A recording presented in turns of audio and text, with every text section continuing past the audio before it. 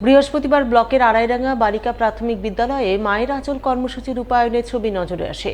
এই উপলক্ষে এদিন বিদ্যালয় প্রাঙ্গণে ছাত্রছাত্রী ও তাদের মায়েদের নিয়ে এক অনুষ্ঠানের আয়োজন করা হয়।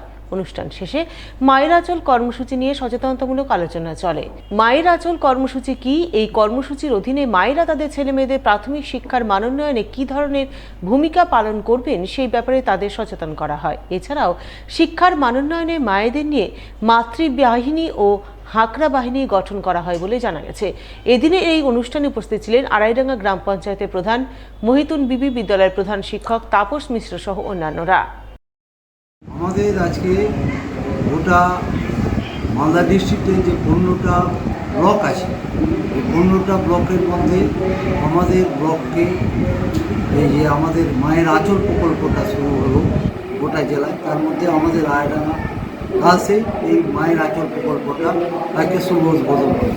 এটা হচ্ছে সামগ্রিক শিক্ষা ব্যবস্থায়, আমাদের টোটাল শিক্ষা ব্যবস্থায় মাদের সক্রিয়ভাবে অংশগ্রহণ করা এবং তাতে বাচ্চাদের মান উন্নয়ন থেকে আরম্ভ করে পড়াশোনার পরিকাঠামো থেকে আরম্ভ করে সব কিছুতে মাদেরকে ইনভলভ করা, যাতে আমাদের আগামী দিনে শিক্ষা ব্যবস্থাটা আরও মাদের সহযোগিতায় আরও উন্নত থেকে উন্নততর হয়।